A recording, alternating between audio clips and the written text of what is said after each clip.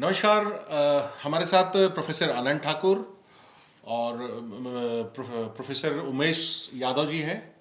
और सबसे पहले तो हम लोग आज की जो रुझान है उस पर बात करें और समझने की कोशिश करें कि आखिर इस रुझान के पीछे क्या रीज़न रहा, कैसे रहा।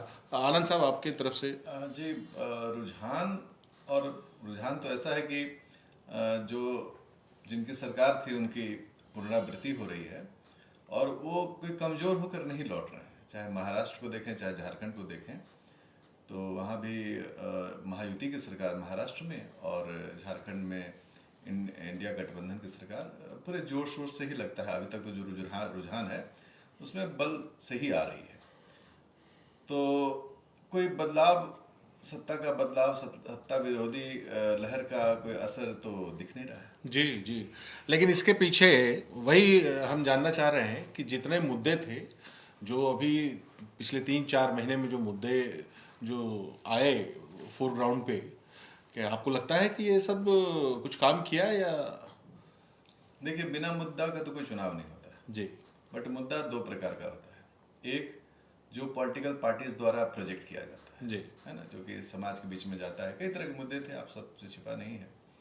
बाहरी भीतरी का मुद्दा है, तो जो बाहर के जो लोग आ रहे हैं घुसपैठिए, उनका मुद्दा है जी। तो कुछ धार्मिक, कुछ जातीय, कई प्रकार के मुद्दे हैं, कुछ विकास की भी राजनीति है। तो ये मुद्दे वो हैं जो कि हर एक पार्टी, चाहे जेएमएम हो, कांग्रेस हो, बीजेपी हो, सब ने प्लांट किया। लेकिन कुछ ऐसे मुद्दे, लेकिन जो असली मुद्दे होते हैं वो तो है जो कि वोटर के हृदय में, उनके दिल में कौन सी बातें जो हैं वो मतलब घर कर गई हैं। तो इस चुनाव में तो लगता है कि जो विपक्ष अभी जो है यहाँ पर एनडीए, उसके सारे मुद्दे जो है वो लोगों के दिल तक नहीं पहुँच पाया। लेकिन जो इंडिया गठबंधन है, हेमंत सोरेन जी का जो अपना गठबंधन है, उन्होंने जो जिन मुद्दों को उठाया शायद वो वहाँ तक पहुँची है और उसी का ये असर जो है वो दिख रहा है। जी, मुद्दे वोटरों तक पहुंच पाए। उमेश यादव जी, आपका क्या कहना है इसमें? इसमें सबसे अहम चीज़ है रणनीति। आज जो भी इस समय में जो रणनीति बनाया गया, चाहे वो एनडीए के द्वारा बनाया गया या एनडी के द्वारा बनाया गया, तो दोनों में काफ़ी अंतर आया। एक व्यक्ति के द्वारा मेन मुद्दा को छोड़ दिया गया और वे चले गए घुसपैठियों के मुद्दा में। दूसरा पक्ष अपना छोटा छोटा पॉकेट में अपना काम करते चला गया। आज हेमंत सोरेन जी विशेष रूप से हम तो इस चुनाव को जो देखे उसमें सबसे ज़्यादा अहम भूमिका कल्पना सोरेन जी का रहा। जी। हाँ, कल्पना सोरेन ने जितना कम समय में अपने हृदय में झारखंड के लोगों को बसा लिया, ये बहुत बड़ा ही अजीब चीज़ हमको नजर आए। बहुत सी महिलाएं नेता हैं, पर ये इनके द्वारा जो कार्य किया गया, इसका समाज में एक अलग पहचान बन गया। पहला चीज़, ये इंजीनियर हैं। दूसरा चीज़, हर एक भाषा इनके पास आया, जहाँ पर गए उस भाषा से। तो यहाँ पर प्रॉब्लम हो गया कि ये अपना क्या बोला, अपने दिल से जाके वहाँ वोट मांगी कि हम देखिए, और अपना उपलब्धि भी सुनाई। अब उपलब्धि अगर नहीं होने तो भी उपलब्धि ये सुनाई कि हम कोरोना काल में परेशान थे। 2 साल कोरोना काल में हम लोगों को समझाने लगे। राज्य की स्थिति बहुत, आर्थिक अवस्था बहुत कमज़ोर थी और विगत 5 सालों से ईडी के द्वारा या भाजपा के द्वारा, स्पष्ट तौर पे मैं बोलना चाहता हूँ, भाजपा के द्वारा जो उनको परेशान करने का कोशिश किया गया और उसमें काफ़ी इनको अपना बातों को, जो कल्पना जब हेमंत सोरेन जब जेल में थे 5 महीना, तो सभी जगह वो ये बातों को बोले। और सबसे अहम चीज़ यहाँ पर हम देखने को हमको मिला, आज जो हमारा स्थिति अभी जो रुझान में आ रहा है 52 और करीब उसका 29 का रुझान आ रहा है, ये कम रुझान बहुत नहीं है। ये हमको लगता है ये आपका 57 तक जा सकता है। आपको क्या लगता है कौन से मुद्दे वोटरों को इम्पैक्ट किए? देखिए, रियल मायने में धरातल पे कौन से मुद्दे इम्पैक्ट? धरातल पे मुद्दे ये किए कि ये जनता के बीच में जाके दिल से जुट गए। जी। और अन्य लोग, जैसे मियाँ सम्मान योजना, जी। ये बहुत बड़ा मुद्दा नहीं था, लेकिन इसके द्वारा दिल में लगाया। लेकिन हेमंता बिस्वास के द्वारा झारखंड में बार्गेनिंग करने चले आए कि हेमंत सोरेन 1000 दे रहा है तो हम 2100 देंगे, यानी 1100 बढ़ा के देंगे। जी। तो ये जो बार्गेनिंग हेमंता विश्वास शर्मा का काम नहीं किया, और लोग देखने के बाद ये स्पष्ट आ गया कि हमें माटी का पार्टी को चुनना है, और ये इस पे वोट हुआ है। जी जी। ठाकुर साहब, आपने जैसा बताया कि जहां जिसकी सरकार थी वो दोबारा रिपीट कर रही है। जिस तरह से हम लोगों ने अपने रिसेंट पास्ट में देखा, हरियाणा का जो माहौल था उसके हिसाब से जो वहाँ पे रिजल्ट आई, तो यही कहा गया कि ठीक है, वहाँ पे इनके कोऑर्डिनेशन गड़बड़ाई या जो भी है, लेकिन वहाँ पे सरकार थी भाजपा की, है ना। इसी तरह से महाराष्ट्र में भी सरकार थी भाजपा की, ठीक है। तो इस वाले चुनाव, विधानसभा चुनाव में जो झारखंड और महाराष्ट्र का चुनाव था, उसमें क्या कमी रह गया जो झारखंड इम्पैक्ट नहीं हो पाया, महाराष्ट्र इस तरह से एब्सोल्यूट मेजोरिटी की तरफ चला गया एनडीए का?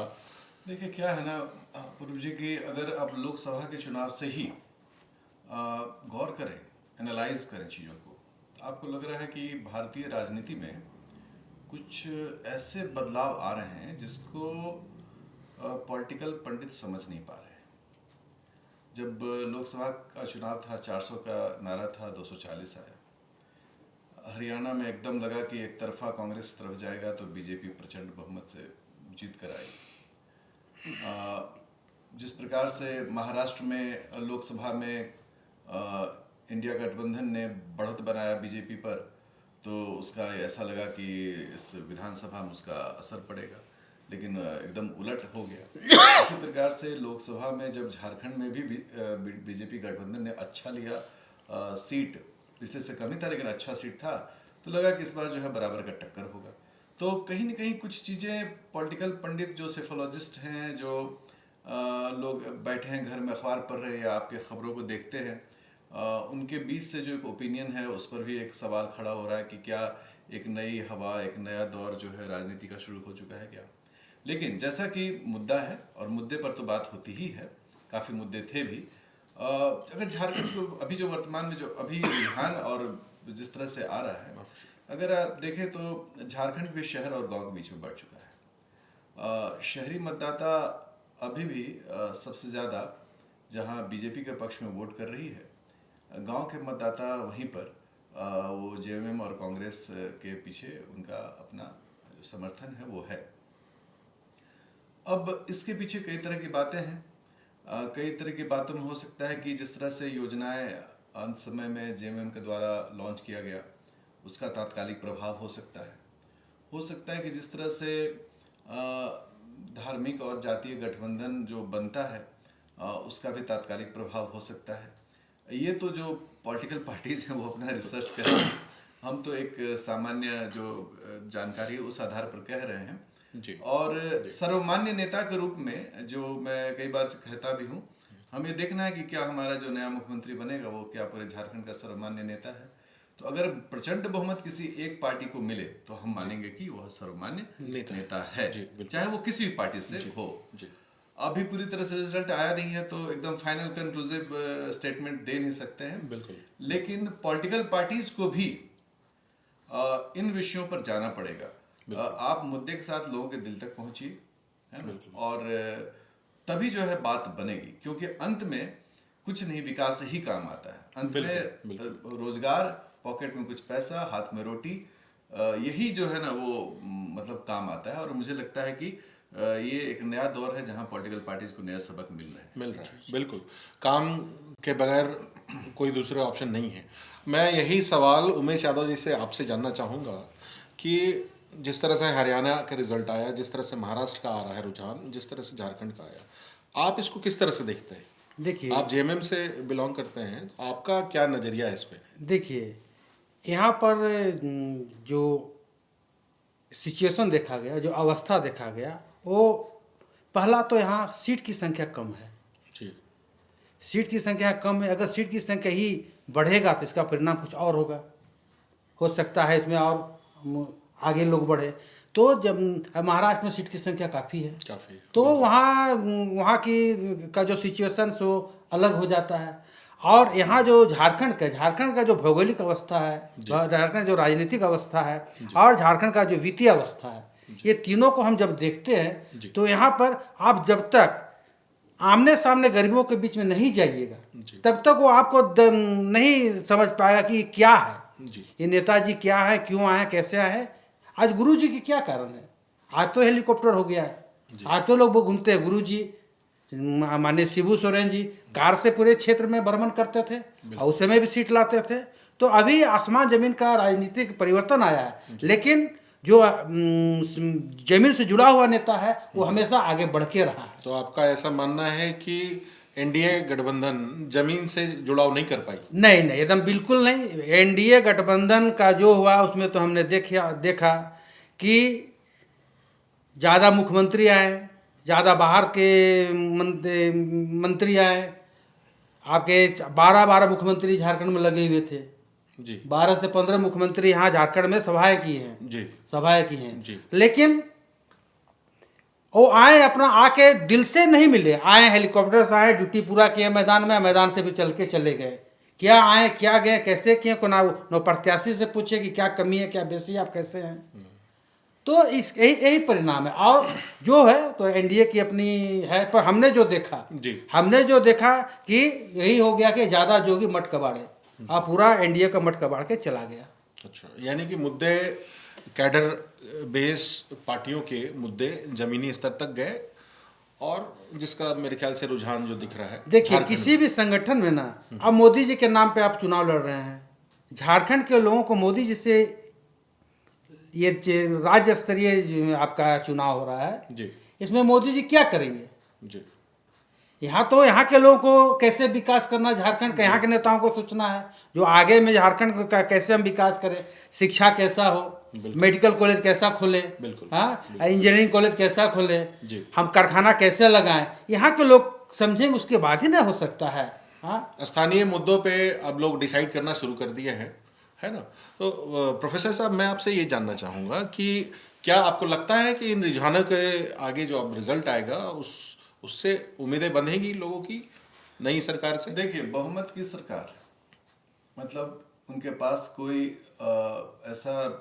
ऐसी समस्या नहीं होती कि वो लोगों की समस्या का निदान ना कर सके। बिल्कुल। जैसा कि हमारे प्रोफेसर साहब ने कहा है, जो कि जेएमएम पार्टी से हैं भी, बधाई भी हो आपको, आपकी पार्टी लीड भी कर रही है। पूरे झारखंड के भी सभी मतदाताओं को भी बधाई कि उन्होंने इस लोकतंत्र के महापर्व में भाग लिया। और वोट दिशा और दशा तय करती है देश की राजनीति का। बिल्कुल। झारखंड की जो समस्याएं हैं वो अभी भी उसी तरह से विकराल मुंह बाए खड़ा है। निश्चित रूप से गरीबों को समर्थन चाहिए, उन्हें सपोर्ट चाहिए, बट गरीब से निकलने के लिए उन्हें सही शिक्षा, उन्हें स्वास्थ्य की सुविधाएं, जैसा कि भाई साहब ने कहा, वो चाहिए ही चाहिए। लेकिन चुनाव के वक्त में कई सारे इतने तात्कालिक मुद्दे उठते हैं कि जिसका एनालिसिस करना, या जिसको एनालिसिस तो बाद में होगा, जिसके बारे में पॉलिटिकल पार्टी सोच भी नहीं पाती है। कई बार उन्हें अप्रत्याशित रिजल्ट्स का सामना करना पड़ता है। तो झारखंड के लिए भी, जैसे कि एक सरकार जो कोरोना काल से लेकर अब तक रही और उसको फिर से अगर लोग समर्थन दे रहे हैं, तो इसका मतलब है कि लोगों के दिल तक वो पहुंचा हुआ है। जो विपक्ष है, जो जिन्होंने बहुत अपना पूरा दमखम लगाया, अब तो ये नहीं कह सकते किसी ने दमखम कम लगाया है जी। तो उनको भी अब ये सोचना चाहिए कि क्या इसी प्रकार से योजना बनाकर वो किसी चुनाव को जीत सकते हैं। और फिर अगर एक साथ 2 चुनाव हुआ है 2 राज्य का, महाराष्ट्र में जहाँ पर एनडीए ने बहुत अच्छी पकड़ बनाई है और यहाँ पर झारखंड में वो पिछड़ रहा है, तो इससे ये भी समझना है कि नेशनली किसी मुद्दे पर कोई नहीं लड़ता है। तो ये जो छोटे छोटे मुद्दे उठ रहे हैं उस पर जानकारी कौन देगा? तो वो है लोकल स्तर के नेता। तो क्या जो लोकल नेता है, क्या उनसे संपर्क उन पार्टियों का अच्छा है जी? क्या वो लोकल नेता सही तरीके से अपने इलाके की समस्या को अपने शीर्ष तक पहुंचा पा रहा है जी? मैं यही पूछना चाह रहा था। विषय जो है वो अभी जो है मैं यही आपसे भी पूछना चाह रहा था। जैसा इन्होंने भी बताया कि इनके मुद्दे, इनके कैडर जमीनी स्तर तक ले गए। क्या यहाँ भाजपा में या एनडीए गठबंधन के जितने पार्टियां हैं उसमें क्या नेताओं की कमी है, या आज के यंग टर्क या नए युवाओं को जोड़ने की कमी है, या क्या बेसिक रीजन आप क्या समझते हैं? देखिए, जैसे अगर आप मेरी तरफ देखें, मैं हाँ ठाकुर साहब पहले बताएं। तो जी ऐसा बेसिक रीजन तो अब आप क्या कह सकते हैं कि जैसे अगर मैया योजना है तो वो शायद उनको तत्काल प्रभाव मिला, तत्काल उसका एक असर हुआ, पॉजिटिव असर हुआ, वोट में कन्वर्ट हुआ। हर एक पार्टी इस तरह की योजनाओं को चलाता है ताकि वो वोट में कन्वर्ट हो, इसमें कोई हम बहुत गलत नहीं मानते हैं। आगे बात है कि वो अर्थव्यवस्था पर क्या असर पड़ेगा, ये तो निश्चित रूप से लोग देखेंगे ही देखेंगे। लेकिन एक जो एनालिसिस करने की जरूरत पड़ेगी कि क्या जिस प्रकार से ध्रुवीकरण की जो चेष्टा हो रही थी, उस ध्रुवीकरण का किसको फायदा हुआ?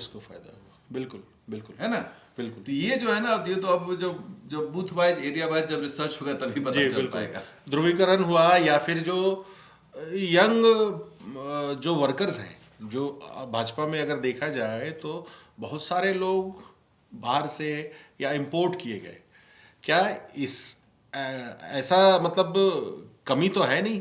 क्योंकि आप जेएमएम में ही देखिए, अभी कल्पना सोरेन 6 महीने के अंदर उन्होंने एक अच्छा जगह बनाया और बहुत तरीके से उन्होंने, क्या इस तरह से और नए जो यंग लीडर्स हैं यहाँ के भाजपा से जो जुड़े हुए हैं काफ़ी समय से, क्या उन लोगों को मौका मिलेगा, या क्या वो लोगों को अगर मौका मिलता तो क्या वो ज़्यादा इम्पैक्ट करते? देखिए, महिलाओं की भागीदारी तो होनी ही चाहिए। अभी झारखंड उसमें काफ़ी पीछे है, बिल्कुल, इसमें कोई दो राय नहीं है। और कल्पना सोरेन जी जो कि बहुत शिक्षित भी हैं और उन्होंने अच्छे से विषय को संभाला भी है, उसी प्रकार से सभी पार्टियों में बहुत तरह की महिला नेता हैं जो बहुत ही काबिल हैं, मौका मिलना चाहिए, बहुत ही काबिल हैं। और युवा स्तर पर भी बहुत सारे ऐसे आ रहे हैं यंग गर्ल्स जो कि कॉलेज से हैं और जो बड़े मुद्दे पर विषयों को उठाती हैं।